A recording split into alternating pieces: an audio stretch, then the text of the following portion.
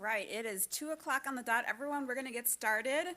Hello. My name is Dr. Marla Delgado Guerrero. I have recently come back to UW-Madison as the new posse director. So, yes, we got some posse representation up here in the room today. I'm so excited to be back with you all this afternoon. So, we'll be presenting my co-presenter, Dr. Alberta Gloria, on mentoring. And so, as folks are still trickling in, we do ask that we do have a interactive component of our presentation. So if you want to go ahead and scan this QR code to participate with us throughout the presentation. And so what we'll be presenting on is my doctoral dissertation research looking at critical elements of mentoring for Latinx undergraduate students, particularly looking for effective mentoring to enhance persistence and graduation rates for Latinx undergraduate students. So I'll tell a little bit about myself. So I, again, I'm a triple badger. I did my undergrad here, my master's, my PhD here, and was so fortunate to be the recipient of many mentoring relationships. I would not be standing here today had it not been for the mentors who have been in my life, one of them being my co-presenter to really help in my persistence in higher education. So this topic is a very near and dear to my heart, and I'm so honored to be co-presenting with Dr. Alberta Gloria, who will introduce herself as well. Hi everyone, Alberta Gloria. I'm so pleased to be here with you today and with Dr. Delgado Guerrero as she returns to campus as a fourth-time badger in the role of posse director. I greatly appreciate the opportunity to be here to talk about mentorship and the processes that are so critically important about relationships of gathering and being part of community together. So as we start out our presentation, what I would ask that we do is to take a moment to identify and to acknowledge that the university is a land acknowledgement, and I'd like to be able to read this land acknowledgement for us. The University of Wisconsin-Madison occupies ancestral Ho-Chunk land, a place their nation called Dejoke since time immemorial. In an 1832 treaty, the Ho-Chunk were forced to secede the territory. Decades of ethnic cleansing followed when both the federal and state government repeatedly but unsuccessfully sought to forcibly remove the Ho-Chunk from Wisconsin. This history of colonization informs our shared future of collaboration and innovation. Today, UW-Madison respects the inherent sovereignty of the Ho-Chunk Nation, along with 11 other First Nations of Wisconsin. I appreciate the opportunity to be able to come together to make this acknowledgement, particularly as we know context informs our collective, which is a central element of how we're thinking about today's presentation of mentoring community, uplifting individuals, investors, and support of advancement and success.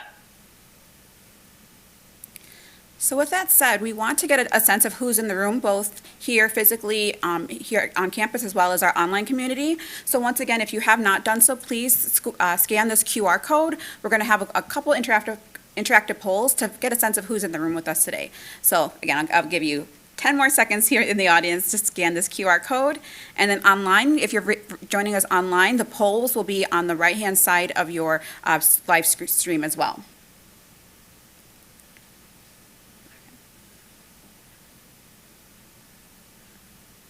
All right, so it looks like, are we good? Okay, perfect, thank you. So the first slide here is going to be, what is your primary affiliation? So are you an undergraduate student? Are you a graduate, a professional student? Are you a staff member here on campus, a faculty member, administrator, a community/family member? So, all right. Are we able to scroll up at all to see the bottom options here?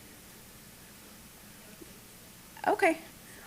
No problem. We didn't think, yeah, we should have thought through about how many options we had, but it looks like we have primarily 76% of our audience staff members, so great. So thank you for sharing that. And next we want to find out, do you identify as a mentor? So do you currently identify as a mentor? Yes or no? All right, look at that. I love this interactive feature, so, so neat. All right, so we got over half of us identifying as currently as a mentor. Okay, great. And then our third question is, are you currently mentoring undergraduate students at this time? So are you currently mentoring undergraduate students at this time? This one's a lot closer here. All right. So again, just a little over half of the audience. Well, wow. They're really fighting back and forth here. But yes, I think it's safe to say about half and half here in terms of if currently mentoring undergraduate students. Great. That's helpful for Alberto and I to know, because as we talk about our participants from our students, we want to share a little bit about a composite that we were talking about that really represents a story from all the different interviews that we conducted for the dissertation. So I'm going to turn it back to Alberto to describe Valeria to our audience today.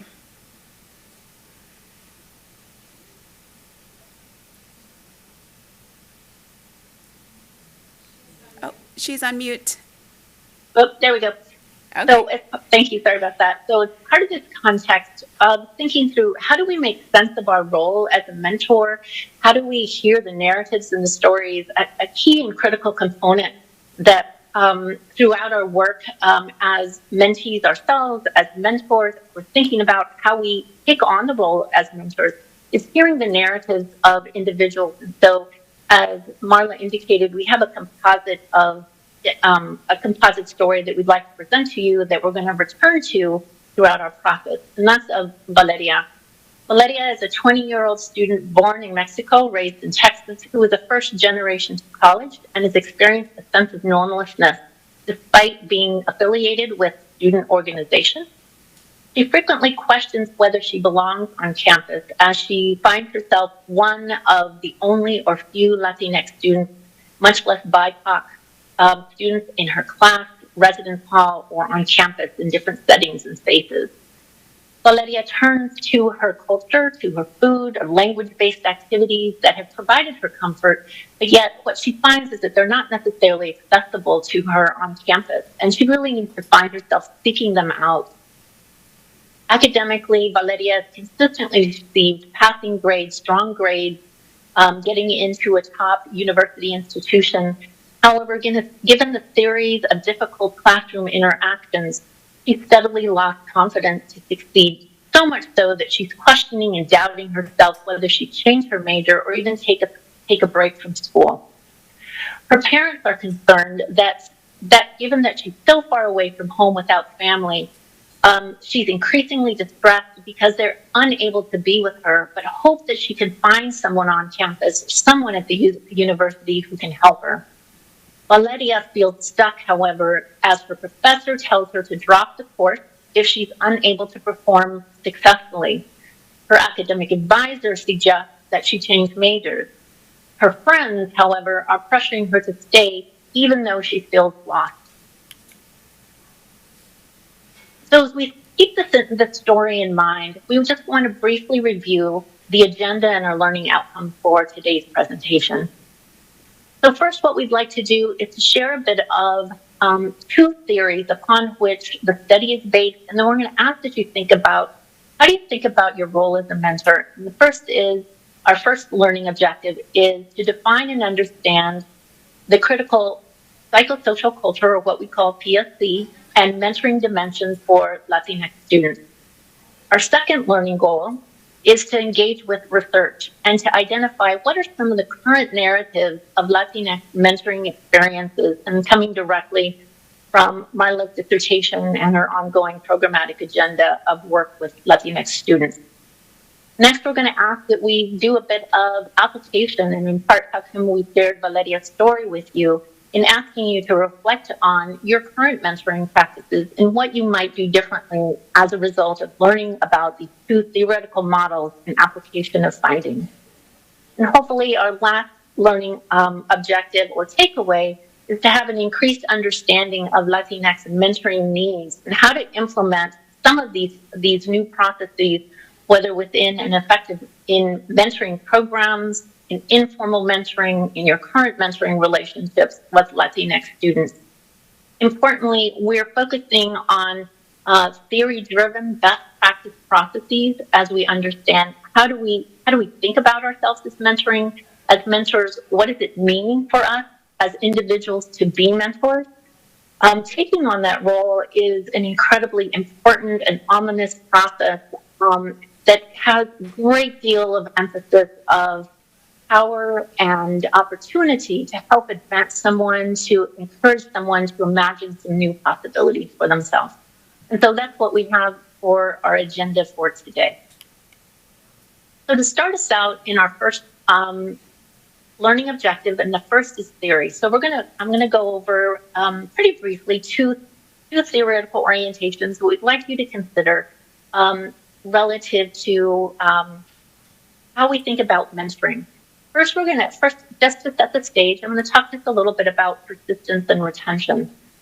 So as we think about persistence, it's oftentimes that's within the category of, does the individual stay? Do they stay to graduation? Are they retained throughout their 4 years or even 5 years of college to the university? But what we'd also like to think about is more so of the non-cognitive processes of what does it mean to stay on a daily basis, even sometimes a week-to-week basis. Students will come, we've heard anecdotal stories of students coming back and saying, my instructor said this, or I had a difficult experience within my lab, or I'm not included, where students on a daily basis oftentimes think about, do they have the fortitude, the ganas, the motivation, the opportunity to think about how it is they want to persist on a daily basis. So our focus is really on what we call the non-cognitive or the relational elements of what it means to stay at an institution, to make the choice to be part of the learning setting. And part of this process, what's so important is that we identify the strength-based approaches within that process for us to understand truly what are the deep structure needs of students on a day-to-day, hour-to-hour basis of what it means to be retained within the university setting.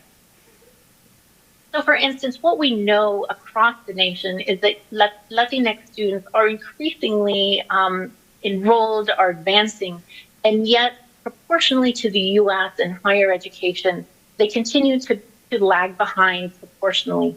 What we know about Latinx students here at our own institution is that we currently have approximately 7.5% undergraduates out of the entirety of approximately 35,000 undergrads. So we're really looking at anywhere between 600 and 700 Latinx across first year to seniors. So importantly, that process is, what is our context? What is the environmental setting? What is the relationships? What are the resources? What are the spaces and places of students deciding on that daily basis, whether they feel like they belong, whether they have touchstone points, or they have an individual of whom they can look to or connect with around their daily life experiences as Latinx on a predominantly white campus. Now, what I'm going to propose to you is that, unfortunately, that the universities continue to be a larger microcosm of our larger societies. And what we know, unfortunately, is despite all our incredible work and DEA leadership and programmatic leadership and processes, it's still yet we continue to, Latinx students and our communities continue to experience spaces and places of microaggressions and a sense of normlessness, a sense of bias incidences that happen on our college campuses. Even here on our own college campus, students have experienced microaggressions, have experienced classroom challenges in their social life activities, continuation of hate and bias, and one of the processes is not so much of that how do we continue to move our students through? We have incredible leadership, we have incredible programming that continues to draw individuals in and create settings and spaces of inclusion. Despite all that hard work, there continues to be these incidents. And so as mentors, as individuals who are activating and advocating for change, part of our role is thinking about how do we consider the context of the environment and how an individual experiences that context, whether it's in the classroom, in the residence hall, in an individual interaction with a faculty member, or out on campus, that becomes part of that daily life experience.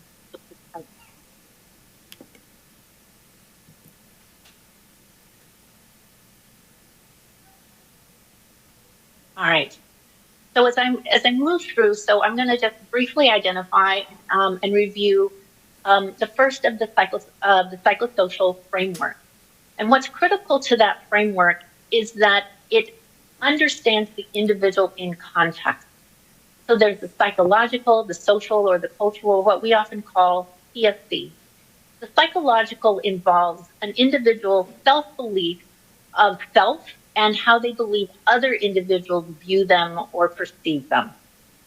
So, for instance, an individual may believe that they are unable to or don't have the confidence to succeed, or feel like an imposter or a phony, that somehow that they are here in a way that doesn't truly reflect their experiences. Social is about the relationships, so the systems of connections that an individual has. So they are connected to resources, to the learning labs, to the math lab, to the writing center, to the MSc or other resources on campus, or even off campus for that matter. Cultural is an individual able to bring their values, their worldviews, their beliefs, their indigenous home pedagogies of the home into the space, and that they are welcomed in a way that feels comfortable and confident. One of these things in particular is the opportunity to speak one's native language or Spanglish, or to think or to dream or to engage in ways that that feels comfortable and confident to their sense of self. So the direct application of the PSC is that as mentors, as individuals who are finding out about students' retention and how they are placed within the context, is first to identify which of these dimensions is most prominent. Each of these dimensions are activated in tandem within the context. However, more often than not, one of the dimensions is often most salient, where an individual is lacking of a resource, or that lacking of the resource leads to a difficult sense of self, or that they are unable to involve their cultural values. So having an assessment of what is the most prominent dimension and how do you focus within the beliefs, the connections, or the values. Next is to validate that common experience of being able to move against the larger assumptions or move against the context in a way that they feel connected, supported, and validated. Importantly, being able to map the connections. Oftentimes, when working with Latinx students, drawing out in particular what we call an academic family, and being able to map out who their go-tos are, who their individuals of confianza, of their individuals who are part of their academic family and connections is a key element. And ultimately, to identify the strength-based processes. Quite often, indigenous approaches, cultural-based approaches, are often identified as not welcome, not part of their daily life experiences, and so we ask that those are identified. The next is the UMM, or the Undergraduate Mentoring Model by Nora and Chris, and that also has 4 domains. It has the psychological and emotional support domain, providing that support, setting goals and career paths, identifying academic subject knowledge, and identifying whether an existence of a role model is relevant or prevalent.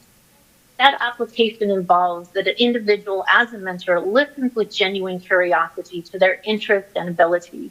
Now, quite often an individual will identify that it's time limited. And while lending the space and place to be able to hear a narrative, hear a story, is a key and critical component for an individual to believe that they are welcomed and that they are supported. Being able to identify current problems and what their ideal future is to activate a goal-setting plan is a key element as well. And of course, that trust and mutual connection by allowing oneself to be known, of telling your own narrative and story, leaning into the discomfort of being vulnerable, of sharing one's own story, to allow individuals to see themselves in you as a mentor. With that, those two theories, the primary takeaways that we're going to encourage is seeing the student in whole context, the whole student capacity of their beliefs, their social connections, and their cultural values within the context of critical and needed support across that belief in goals and existence of that there is someone who cares. Thank you for putting this into context in terms of the theories that really drove this research in particular. I think for me, once I started thinking about this work, I very much have had mentors who have given me those perspectives along my undergraduate experience. Hence, when I got to graduate school, I was just really passionate about being able to then take everything that I was learning and put it into a study. And so really the who and how of this study is, first of all, it was a mixed method studies for those of you who are either done graduate school or encouraging students to do graduate school. Just be prepared, mixed methods takes a long time. And it was really a privilege to be able to do a mixed method study. Today we're going to be focusing on the qualitative portion of this study, particularly around being able to emphasize the stories that we were able to capture. And so one thing I want to also share too is that, again, personally, I definitely would not be standing here had it not been for the mentorship I received along the way. So being able to just know that these stories of the students that I'll be presenting for the next couple of slides, they're stories of students who have been on this campus. They've walked these halls, they've walked these classes. So these are the stories of students right here being able to share their experiences on campus. And so I was fortunate to have 19 undergraduate students, Latinx identified students. And when you hear the number 19, it doesn't sound like a lot. It actually, particularly for qualitative studies, we were able to capture quite a diversity amongst the participants. So we had about half and half, 10 female participants, 9 male participants. Half of the population or participants were Mexican American. We had a really good distribution around class standing, so 7 were underclassmen and 12 were upperclassmen. And then across mentor type, we had 6 that were, their mentors were peer mentors. We had 7 that their mentors were staff mentors. And then finally, we had 6 participants who their mentors were faculty mentors. So a really nice distribution of mentor type as well.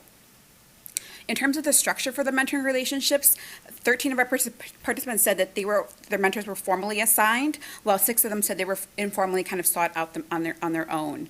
And then most interestingly that I found for these participants too, they were given a demographic survey just to do right before the interview. And when I asked the question of how important was it for you to have a mentor who had the same racial match or the same gender match, interestingly, the statistics here were 10 students of the participants said, actually that racial match didn't really matter.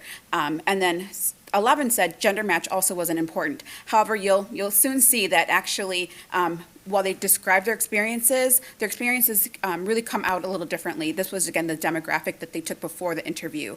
And then I'll share with you some results about how, in fact, both racial and gender matching actually did really affect their experiences as well. All right, so the way I'm going to describe the findings is, again, through the undergraduate mentoring model, there's those 4 domains. So I'll describe each of the domains, and we reconceptualize the domain into a way to understand it through the stories that we have in here in the red. And then I'll share a little bit about the emergent themes on the right-hand side of the screen. On the left-hand side, again, identifying a couple of points of application for each domain as well. So first, for our finding within our first domain of the undergraduate mentoring model, which again is that psychological and emotional support, we reconceptualize this domain as participants saying that I have a someone who gets it, who gets and understands me.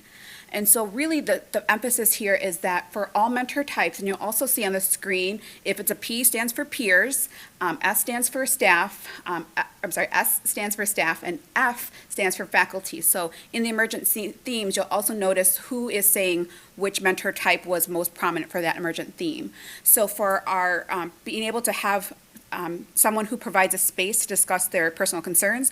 Those really were the peers and the staff mentees who were saying, my mentor who was a peer or a staff mentor, they're the ones who gave me a space to discuss my personal concerns. Faculty mentors weren't on there, and we'll maybe discuss why a little later. They also identified that having mentees, those relationships with one another, is those peers and staff mentors who again help influence mentees to connect with others. And then finally, having a mentor who validated their mentees culturally was evident across all three types. And so some points for application for this domain here is really we want to emphasize what Gloria and Castellanos talk about is Latino cultural values, particularly if you think about the psychological and emotional support that has to happen within a relational context. And particularly for our Latinx students, in order to have that sense of personalism, which is called personalismo, you have to take the ability to take time to get to know your mentee. So really we want to make sure that we can do that through a couple ways here. First, for all mentors, really ask about the mentee's family. Family, again, is another cultural value. Familismo is one of the cultural values. Really ask about the mentee's family. Get to know them and know that sometimes the family is part of a decision-making process. We can't just ask, do you want to major in biomedical sciences?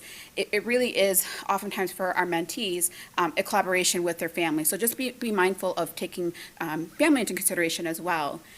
Oftentimes, Alberta shared as well, using self-disclosure as mentors, sometimes that may be uncomfortable to share a little bit about you, but it goes such a long way for being able to really establish that sense of connection with a mentee. So using self-disclosure with intentionality can really help with that personalismo cultural value.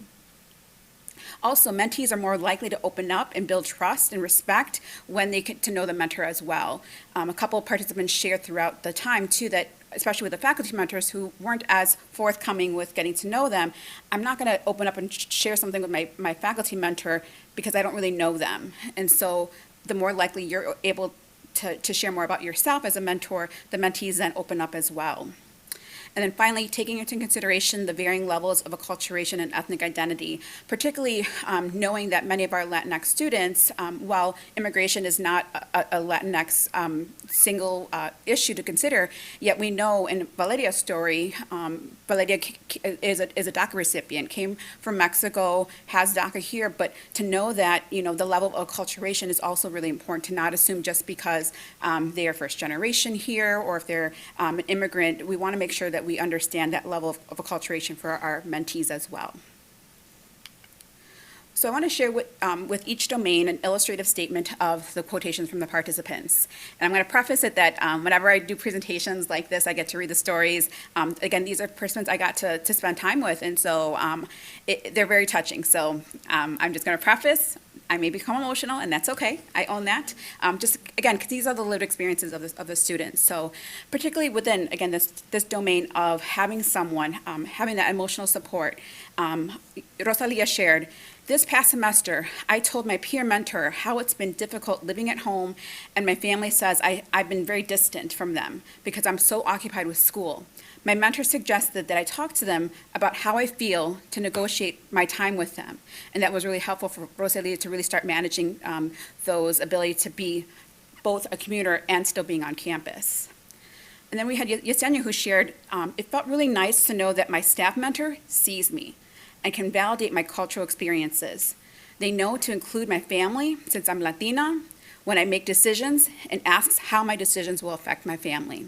So again, the participant really shared, Yesenia, that having the know-how, the mentor to know to ask about how this decision may in fact impact the family was really, really effective for Yesenia. Next, sorry, I'm doing two screens here. The next domain is goal setting and career paths. So we reconceptualize this as imagining possibilities. So for some of the emergent themes that came from this domain was having a mentor who influenced their mentees' academic strengths and weaknesses, and that was evident across mentor type.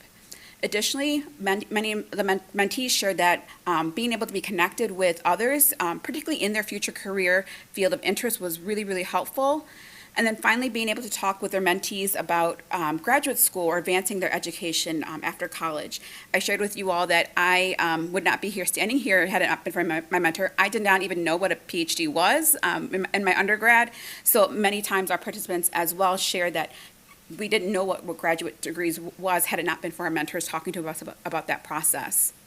So some points of application for this domain here is really, particularly, I'm going to break it down for different types of mentors here. So for peers, being able to invite your mentee to study at the library or possibly review homework was something we heard throughout the time. For staff mentors, being able to emphasize that professional skill development and networking as well. Many of the participants shared that their mentor actually showed them how to or invited them to networking events, which they found really helpful as well. Staff and faculty mentors being able to talk about those post-graduation plans, including graduate school.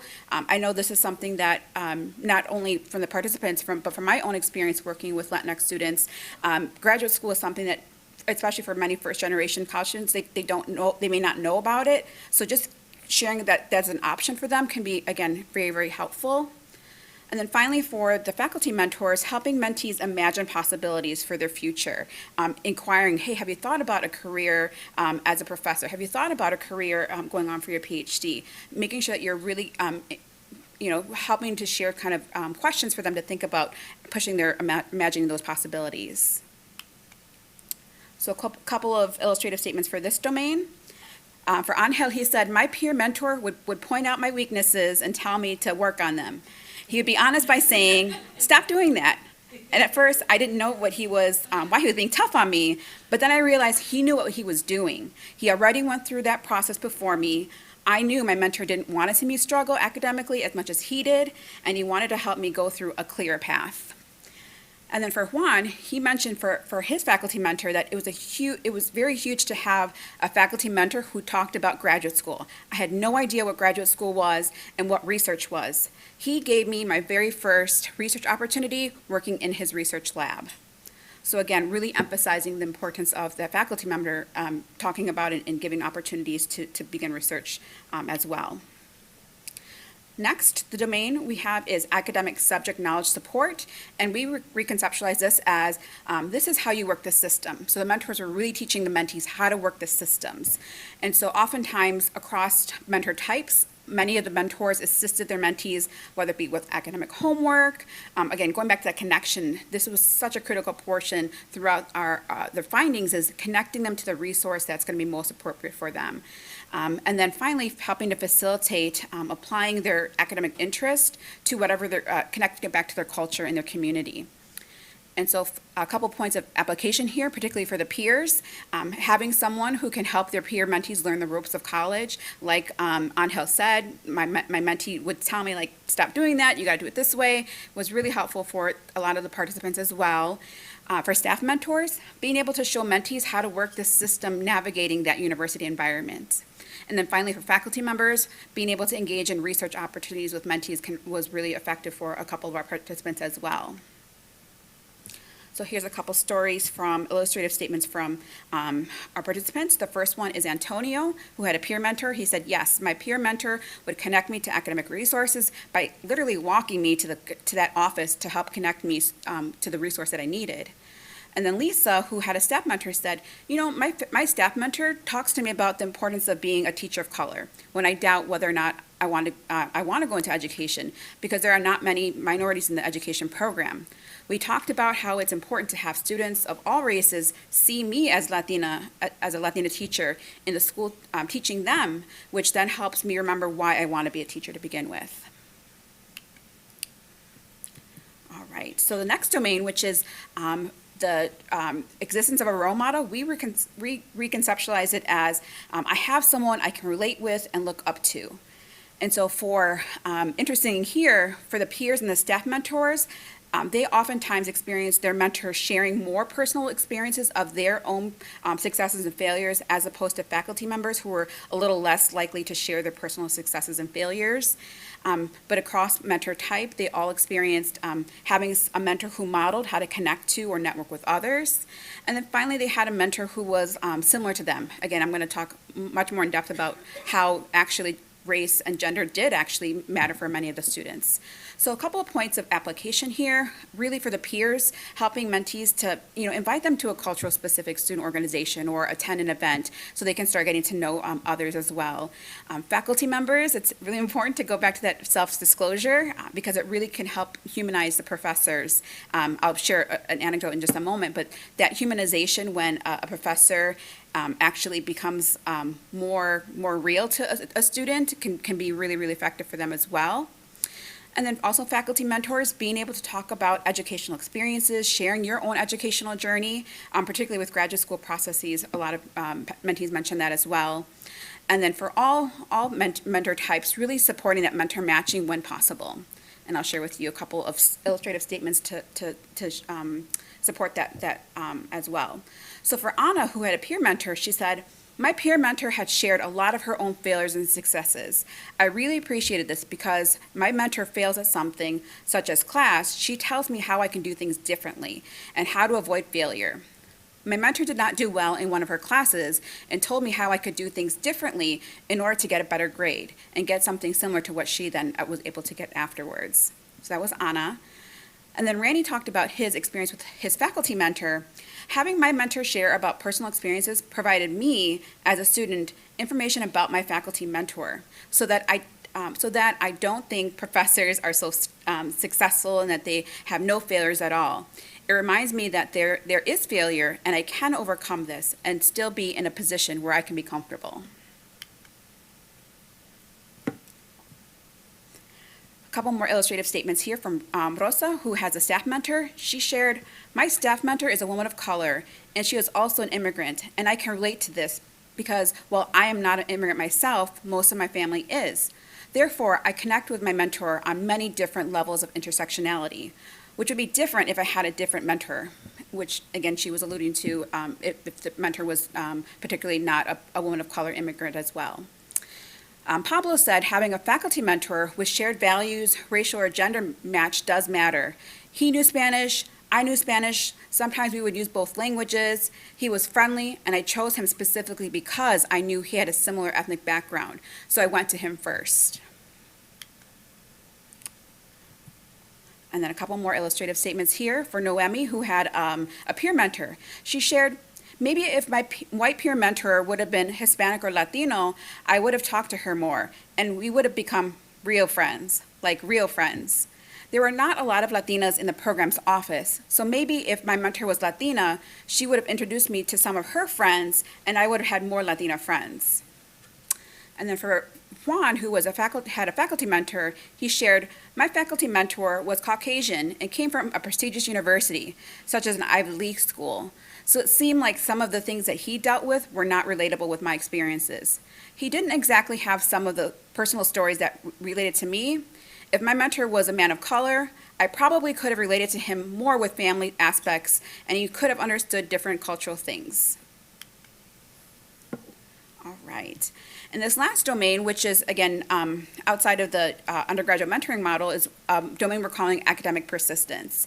And so how we conceptualize academic persistence is, I have someone who believes in me, encourages me, and motivates me to not give up.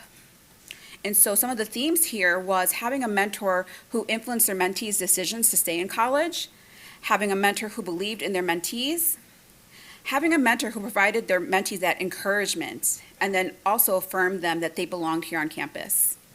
And so some points of application for this domain was having someone to provide answers to questions, helping to navigate that system. And then for all mentors as well, helping mentees to connect to others that they perceive are like them. And next, being able to have mentees focus on the strengths and vocalizing your belief in them can be really, really critical. You'll hear a couple stories in a moment. It matters when a mentee hears from the mentor that their mentor believes in them. And then finally, having all mentors really share that increased strong sense of support for the mentees as well. All right, so these are the touching stories, y'all. I'm going to give you a preference right now. So again, these are the illustrators for having someone who believes in me, encourages me, and motivates me to not give up. So for Olive, who had a staff mentor, she said, "My staff mentor has been a huge part of me staying in school. There were a lot of times I thought about going back home, but then I thought about how much my mentor believes in me and has faith in me. even when there was times I didn't believe in myself. For Lisa, she shared that for her staff mentor, my mentor is really encouraging about my future in terms of what I'm going to do. He believes I am someone who is going to be very important for future children, and I feel that is something I carry every day in my student teaching. Next, Randy shared, my faculty member would say encouraging things like, "You're able to do this. I know you can do this, and people believe in you." This was helpful and made me feel like I belong on this campus, that I can do it, and there's no way that I couldn't. For Susanna, who had a staff mentor, she shared that there are not many minorities who finish school or to go to graduate school, so the fact that my staff mentor is a minority pushes me. He has seen how other people have finished their undergrad, and he focuses on that with me. He encourages me by showing me that I am taking so many classes, so many credits, and there's no reason I would not be able to finish school. For Angel, again, he was talking, again, going back to his peer mentor and saying that I was thinking about transferring, going back home because I was getting homesick. But my mentor told me, just stay here. Do it for your family. It's only 5 years of your life. That's going to be, you're going to be working really hard for, but you're going to get that degree. My mentor's philosophy is, once we Latinos graduate, we did it. We were against all the odds, against all the statistics, and if you stay behind, you're just going to be another number. And then, once you do graduate, you can become a name instead of just a number, and to prove those statistics wrong. So again, Angel's story is really, really powerful, right, about that ability to connect with why representation matters so much. And then similarly, Antonio shared, my mentor, I believe, yes, Antonio has a faculty mentor. My mentor made it a point to show me that even though no one around us looks like us, Latinos, he was a peer mentor. So my mentor made it a point to show me that even though no one around here looks like us, Latinos, he was already 4 years into college and was about to walk out the door with a degree. I feel like this was probably the strongest thing he could have done for me, to show me that I can do it. He was like, all right, if you don't take anything that I say, just look at my accomplishments. And that was it. So I think that was extremely important. So for Antonio, again, really seeing his mentor, his peer mentor, be successful and graduate was really inspiring for Antonio. All right, so for Mateo, he shared that, and Mateo was, I believe, a staff mentor, yep. So Mateo said, I was not going to give up on school, but there were times when I just didn't want to do work anymore because I was not happy. My staff mentor definitely pushed me to get past wanting to give up and did not let me just fall flat on my face because I had a bad semester. She wanted me to still get through the classes and then find something to work on where I could be happier and succeed better than what I was doing in engineering. She definitely did not let me give up on myself. It's powerful stories. All right, so for Rafaela, who had a faculty mentor, she said, I would not be in the same place today if it hadn't been for my faculty mentor. I probably would be in a medical school interview right now, really unhappy, if it wasn't for her. My mentor has given me the courage to consider who I am as a person and what I actually want to do for the rest of my life. She is a transformative woman. All right, so those were findings within the academic persistence domain. We found a couple more what we call instrumental mentoring, so kind of more programmatic ways in which the mentors help the mentees.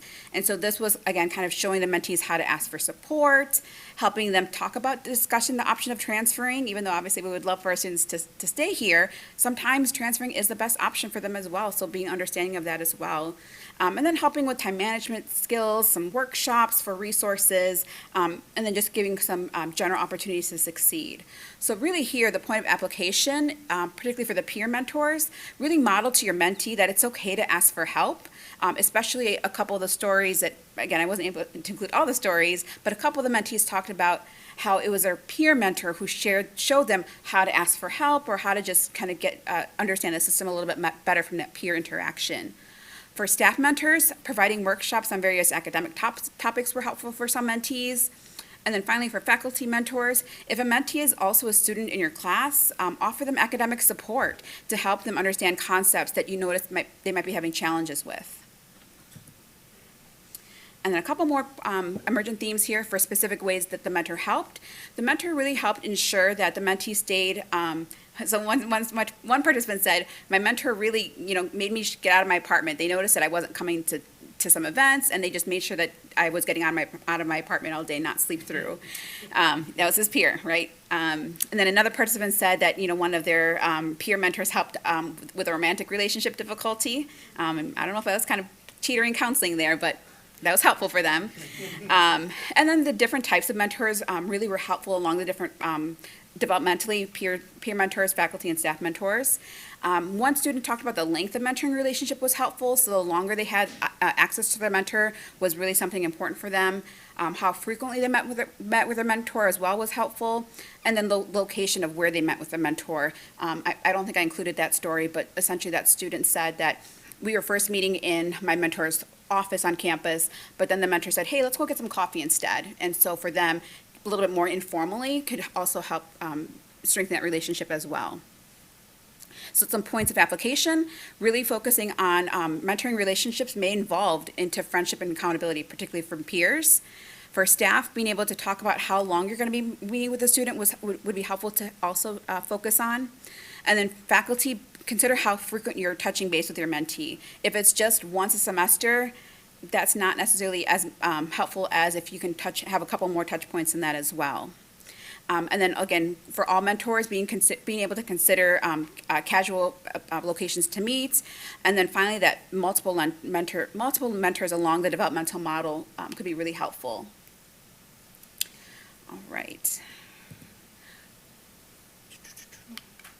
There we go. All right, so I'm going to share one more story here with Juan's story. So he said, I definitely think different types of mentors have been important for different reasons.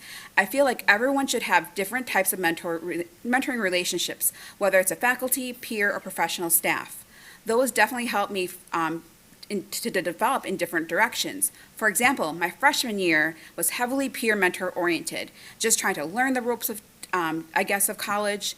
And then towards my last senior years, it's been more professional development and trying to get a job after I'm done here. So it's been very effective to have a professional staff mentor and a faculty mentor as well. So Juan was an upperclassman and reflected back on, primarily it was his experience with his current faculty mentor, but he reflected on, gosh, my freshman year was really helpful to have a peer mentor. So this was a participant who shared again about that kind of developmental model for mentoring.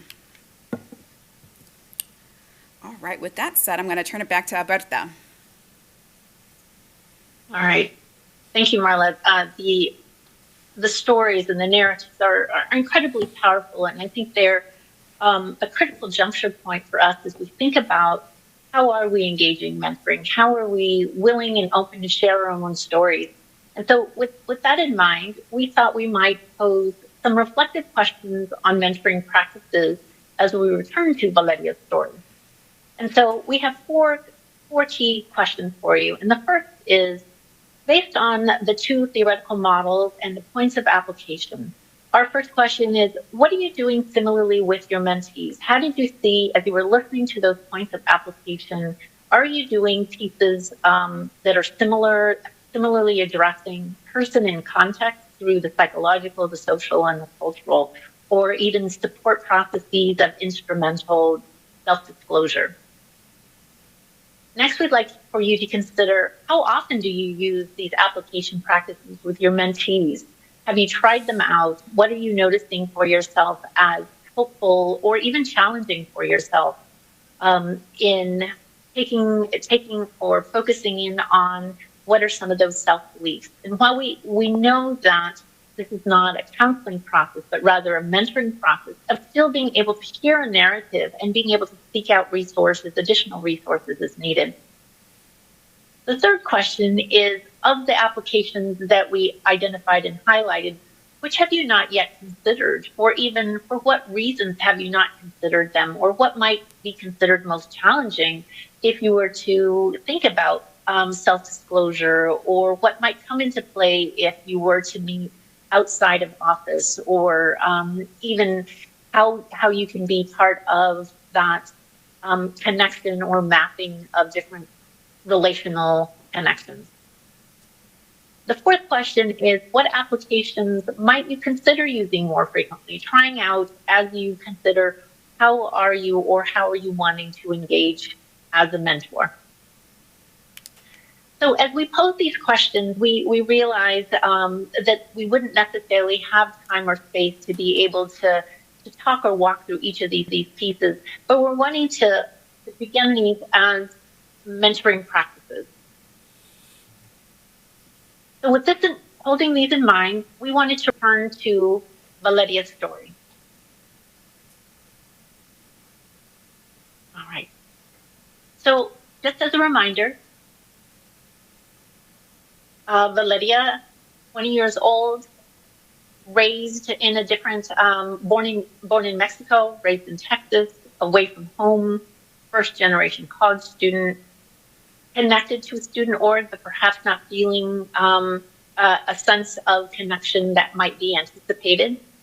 Is questioning her belonging, sees herself as one of few individuals, is turning to her home value, her home culture, but really having to try hard to find those, not readily finding them readily available to her. Is a strong student, but is questioning herself based on difficult contextual interactions, losing a sense of confidence, questioning whether or not she should take a break from her school. Is struggling with connection with parents, perhaps parents not understanding, kind of returning her to campus where she's already sought out experiences and yet getting divergent information from a faculty instructor who's making it about her abilities. Perhaps an academic advisor who is perhaps suggesting a change of major. Friends who they themselves may or may not be able to identify how she's feeling, but is encouraging her to stay, to be part of the community. All right, as we think about this, what are those primary pieces that we want to identify or highlight as PSC, psychosocial, cultural, and UMM identified? And so we're going to share with you these bigger pieces. And these are probably identified as you're thinking through this. A key element is the self-belief of normlessness.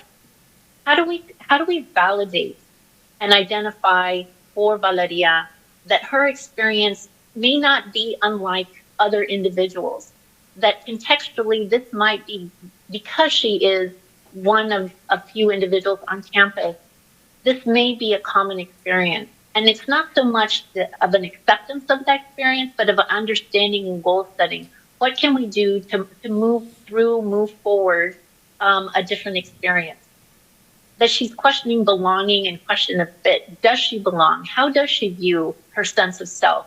Is that beginning to have her question or doubt her lack of confidence, that her lack of perhaps her ability to be on campus, whether she should have a right and role on campus as that starting point of feeling that she has the connection. Also that that it's not easily accessible, her culture may also is another message contextually perhaps that she doesn't belong or that there aren't resources or spaces that she's easily seen. The difficult classroom interactions that is so discrepant from the identity of her being a strong student, of having those cognitive abilities, and yet it's the socio-contextual or relational element that she needs to negotiate with herself and with others in order to do her academics.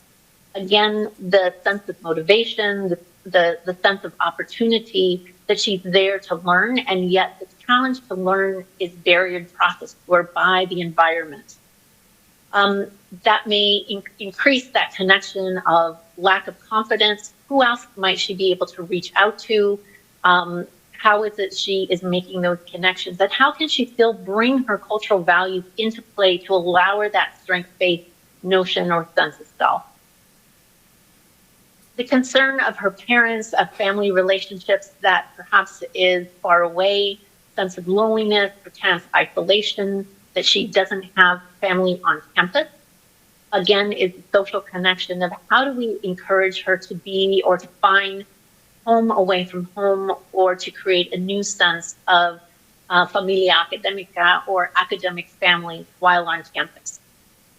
In particular, as she's increasingly distressed and feeling stuck or feeling lost, these are all key elements of mindful, intentional, genuine listening to narrative to be able to identify what would she want her experience to look like on campus, how would she envision herself being engaged, involved, connected, how would she like to StaffMentor. bring her values forward, what would that mean or look like for her to feel as if she is a whole student on campus. All right. So in reflecting on Valeria's story, from the psychosocial cultural approach as well as the UMM theoretical approach, we have some key questions here. And what we were hoping to do is, as well as identifying some of those pieces, is as well, are there additional things that you're seeing or wondering about of those? How else can we bolster self-belief? What additional social connections might prove useful? And how do we draw upon those cultural or value-based strengths? In the UMM, how is it that we're going to listen to the narrative and validate that Valeria's experience of feeling isolated, feeling normlessness, feeling lost in the process of while still being connected?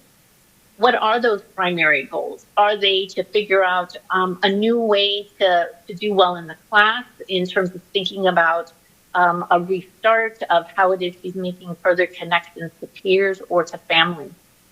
What are also some of the personal connections that as a mentor might be helpful to share anecdotally about your own experience or even other individuals who are experiencing the same of that it is hard to be what is identified as a lonely only, and how do you find strength, or what is the cultural capital of resilience, of fortalezas, of strengths, of fortitudes that allows an individual to move through?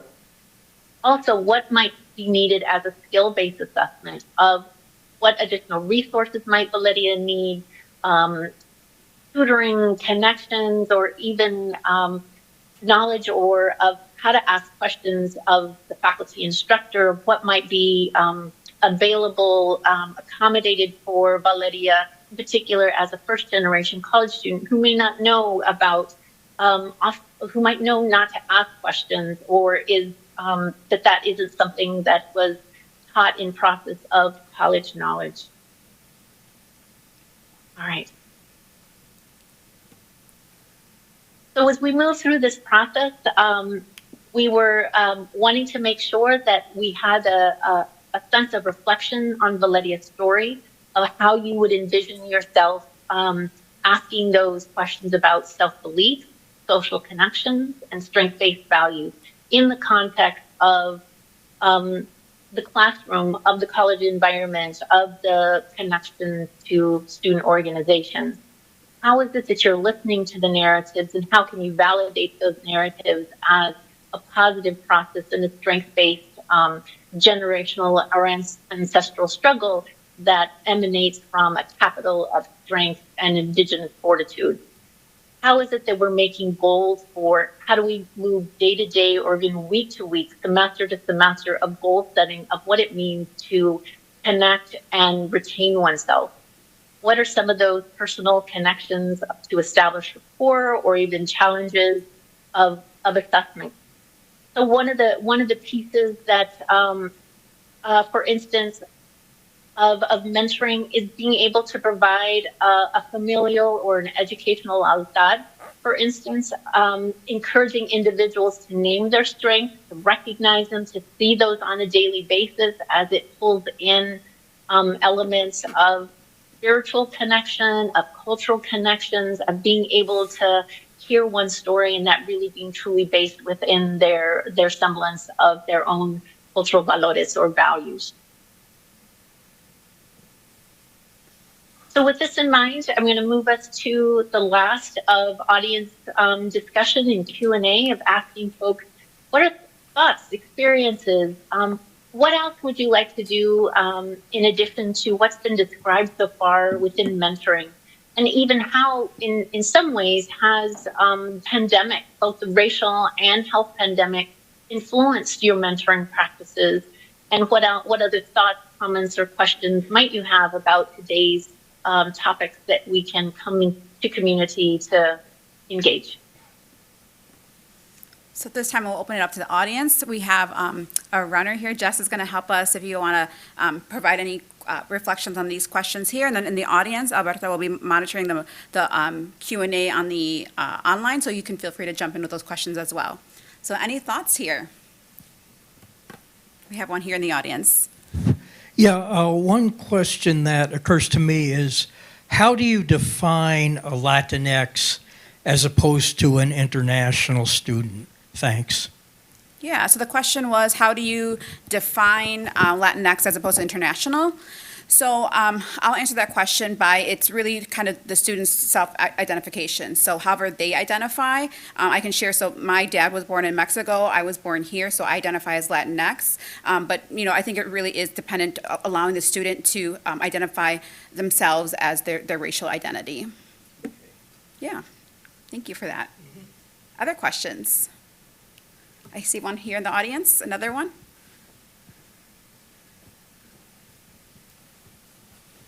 Hey, so I am an administrator, and one of the things I administer is a training grant. So I don't have a formalized mentor relationship, and especially not with undergraduate students. But of course, in the labs around me, there are undergraduate students, and then there are a lot of graduate students and postdocs and clinical trainees in the program. And I'm just wondering how to bring this information to the mentors I work with, and then also just the faculty in general that I work with. And also, I'm of course thinking about this in the ways that I can, provide even informal mentorship too. Absolutely. So the question is how to bring the information that we presented today to you all.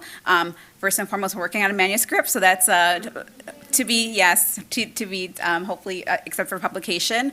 And then we've been doing these presentations, and we are hoping to have, and we can probably still send out, just kind of bullet points of kind of what we've talked about throughout today's presentation.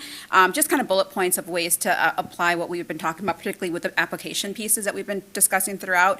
But I would say, particularly given that there's different levels of mentoring, I heard you say undergraduate, graduate students, and even yourself. One of the things that Alberta mentioned was this idea of academic familia. I know when I was on the research team with Alberta, she was our academic madrina, right? She was our sense of mother here for us. And then I was learning from the graduate students when I was an undergraduate. And then when I became a graduate student, I started mentoring the undergraduates. So even having that system of being able to develop those relationships amongst graduate and undergraduate students, I think could be so, so helpful. Do you want to add anything, Alberta? Yeah, thank you. So one of the pieces that Marla was talking about, we have what's identified as the Andale team, advancing, developing, achieving Latinx in education was the acronym for Andale, but it also meant keep going. Let's move together. And so the process of tiered mentorship in many ways allows graduate students to mentor undergrads. The undergrads connected about what it meant to be on a team. The graduate students would then provide mentoring, kind of like scaffolded, so that then they also got oversight. So I mentored them on their mentoring. That also gave them a sense of capacity, connection, kind of movement forward. And so in many ways, we talked about, as a group, the importance of our family roles, of who we had role and responsibility for. And it in many ways emulated the process of family, which I think allows folks to feel connected. They had role. Oftentimes we came together just to even talk about, yes, we talked about the research that we were doing, but we came together to talk about someone experienced a microaggression and how did they manage it? Who did they connect to? And gaining support and connection to say, yeah, that was difficult, and this is what we're going to do, and this is how it continue to go on. And in many ways, we're kind of mentored ourselves through and into processes. I think created a whole new way of thinking about how to come onto campuses and find a sense of support. Because enough students went out and said, "Oh, in my in my residence hall, we were talking about this, and they were figuring out how to create like extensions of their academic family in residence halls and in their classrooms, and would bring it back to into their home spaces.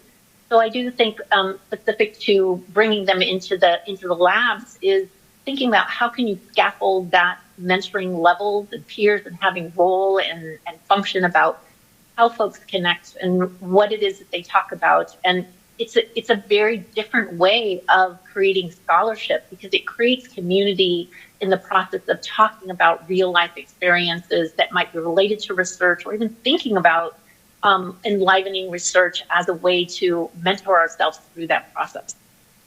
And I'll add just one quick piece too. So the relationships that I got to form with my research team members are lifelong. They're my colleagues now, and even one was an undergraduate when I was in graduate school, and she decided to go to a different graduate program, and now she's a therapist in Milwaukee, and she's on my referral list. When I send students, in my former life, I was a therapist, so I would send students her way because of that connection I had with her. So those relationships are just so foundational to really having connections that can be very beneficial, even beyond when we all graduated. I think we all graduated, right? Yeah, we all graduated. So, all right, I think we have a question up here.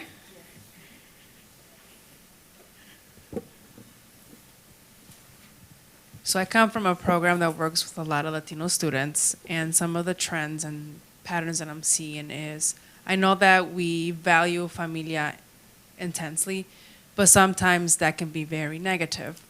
So I guess my question for you is, when you guys were talking and gathering information on the students, what were some of the things that your mentors mentioned and how they handled students that struggle to set boundaries with their family members and find their own truth path, and at the same time valuing and still loving on their families? Absolutely, that's a great question. So how to basically kind of negotiate both receiving the support from the family, but also knowing that sometimes family can be part of the stressors that students experience. Yeah, absolutely. Do you want to take this one, Bertha, and I can chime in afterwards? Sure, absolutely.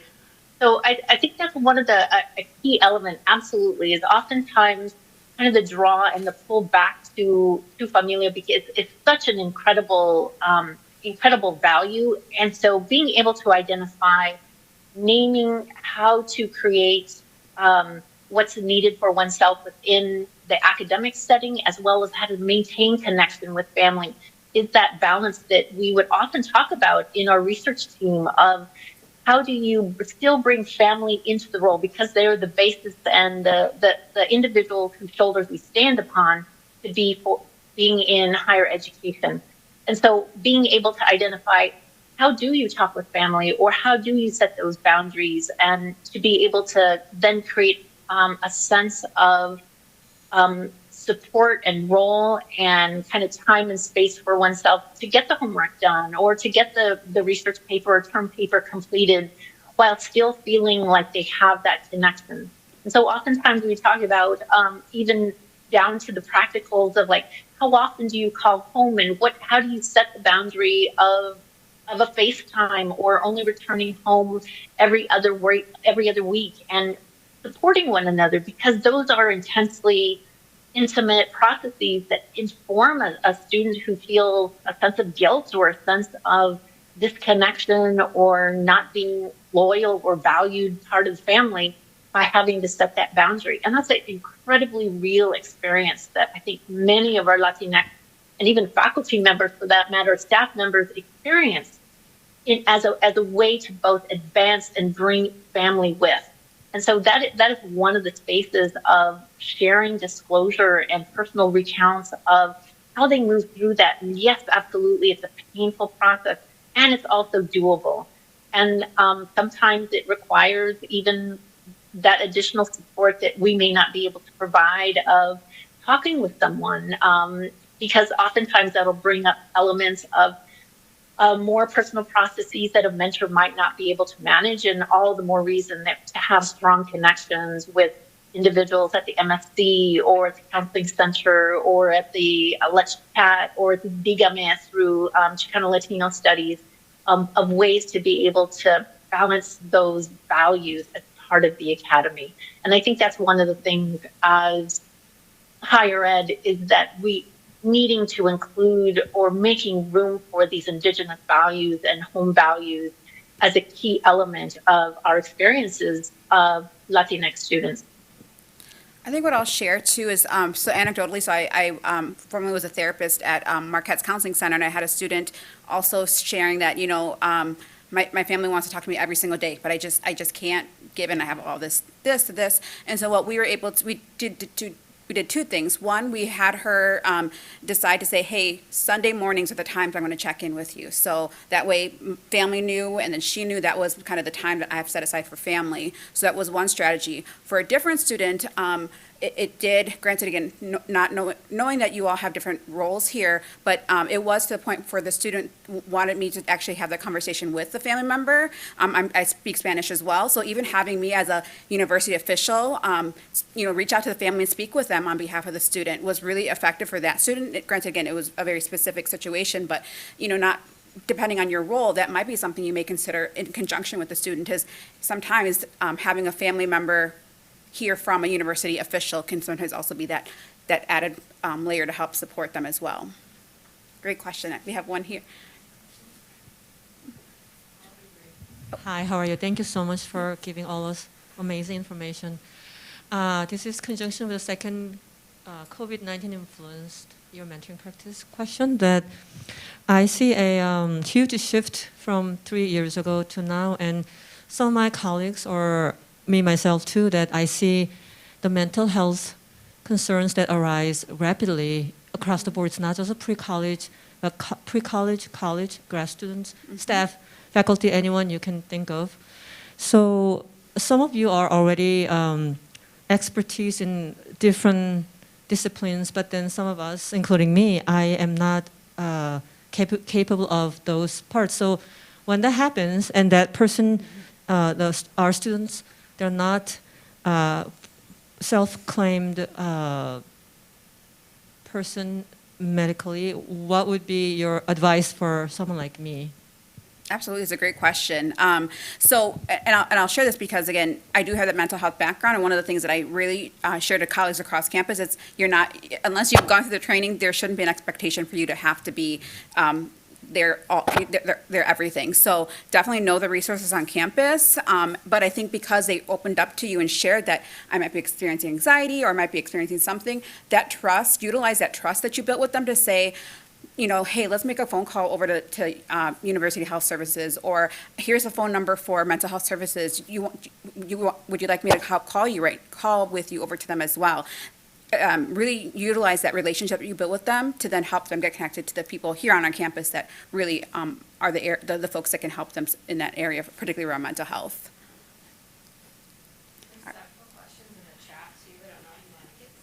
So, yeah, I know, and again, Crystal is keeping us on time, so we have time for, we'll do one question here in the audience, and we'll do two online. Yep. I promise I'll be fast. Okay. Thanks so much. This work is also at the intersection of what I do, and I'm really excited to read your book someday. My question is getting really practical, and you've already offered some great examples of this. What are some of the most powerful, affirming questions those of us who do mentor undergrads directly, especially Latinx undergrads, what can we ask? Yeah. I would start off by asking them, tell me a little bit about yourself, right? Who are you as a person? Knowing that, and who is your people, right? In Spanish, we say, who is your gente? Like, who is your group of people? Because once you're able to understand who they're connected to or not connected to, that's going to give you, as a mentor, good direction of how then you can connect them to others. Because again, mentoring is a relational process. So being able to understand who they are or may not be connected to, I think I would start there. What about you, Alberta? Yeah, I'd absolutely agree. I would call it an educational testimonial, where it is asking someone what is their educational story that's going to lend to whose shoulders are they standing on? What does it take for them to be here? What's the story behind the individuals who supported them, pushed them, encouraging them, rooting for them, that they're bringing with them into that room, into the setting? And knowing that ancestral story and the generational processes is a key element oftentimes of knowing like who all is, what is the energy, who are all the individuals that the individual is representing. And it's an incredible pressure, while at the same time it's something that an individual feels so proudful about. And to have someone recognize and validate that story is a key component of creating connection and as to why they belong on campus. So due to time, maybe, I'm sorry, can we just take one question online, Alberta? I'm so sorry about that. You know what, Marla, unless I'm not managing it, I'm not seeing a question coming through. I've posed, so I'm not seeing any questions coming through from online. Yeah. Okay. We'll ask one question from, Jess has them here, so. Okay, Yeah. so let's see. What suggestions do you have for a unit that doesn't have any Latinx staff or faculty and not currently able to hire more, but has a very high number of Latinx students in the major? That's a great question. Besides hiring, right? Find those resources to hire them. I think just again, getting to know, other faculty and staff across the campus can be helpful to help connect them. But I think it, again, especially because one of our participants said, while yes, it could have been helpful to have a Latinx mentor, we also don't want to overburden those of us who do identify as Latinx too, because we are the ones who are taking on multiple mentees as well. So rather than quote unquote pass the buck, I would say attend presentations like this, do your homework and learn some of the cultural values that could be helpful in being able to connect with the student on that personal level. I saw a lot of head nods there too, by the way. Any last points, Alberta? I would absolutely agree. Mentoring, as we know, mentoring matters. Being able to listen with genuine curiosity, ask the question, be able to hear the story to make connections. That is a key component and element of validating someone, belonging, their role, their function on college campuses. That mentoring is a critical step one. One of the pieces that we also try to advocate is that taking a multiple mentoring approach is the anticipation that a student is going to have and needs to have multiple mentors. So it might be the start of one mentoring relationship that would beget another, and so on, as part of the larger network and frame of an academic family for a student. All right. With that said, thank you all so much for attending our session today. I believe our contact information is there. You can look us up in the system, as well as our PowerPoint is available online. So if you have any other questions, feel free to, Alberta and I would be happy to answer questions as well. But thank you all so much. Have a great rest of your afternoon. Absolutely. Thanks so much. All right. Be well. Thank you, Marla. Thank you.